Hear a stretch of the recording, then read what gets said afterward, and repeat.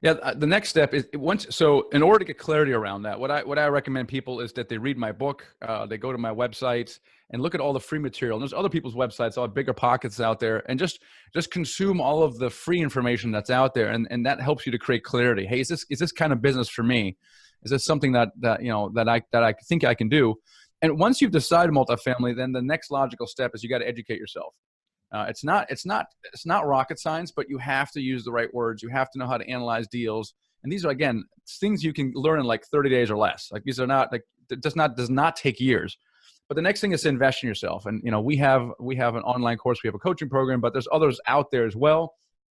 Find someone that you resonate with, and then just start going deep with them. So I think that's number one, is you really got to educate yourself. The other thing also is that what they're about to do here, the goal is to basically be able to quit your job with real estate. And that might take you, 1, 2, 3, 4 years to do. So it's a very worthwhile thing, but it also takes, it's a while. It's not like it's not like you can show success in 30 days from now. You really got to work at it.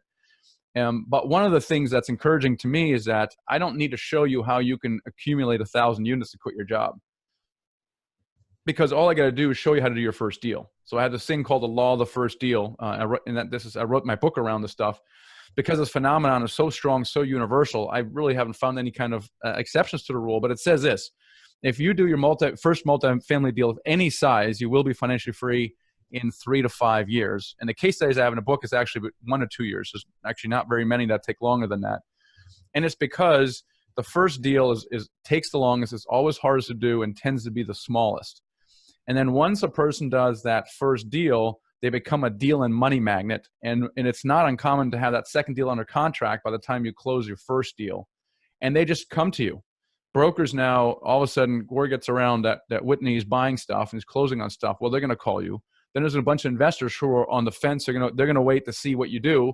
And oh my gosh, he does a first deal. I missed the first opportunity. And all of a sudden, they're starting to come to the fence.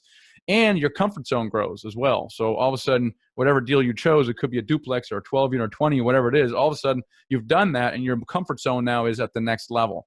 And so this is why the deals get progressively larger. And this is why most people replace their living expenses with just 2 or 3 deals. That's it. And then most of them keep going because they enjoy the activity. They're not spending any more time working on it because they have proper managers managing it. And they just, they keep working on it and keep, growing a portfolio and building a legacy for their family. And so the point is this: you can just boil it down to one thing, which is your first deal. Just focus on your first deal and everything else will follow.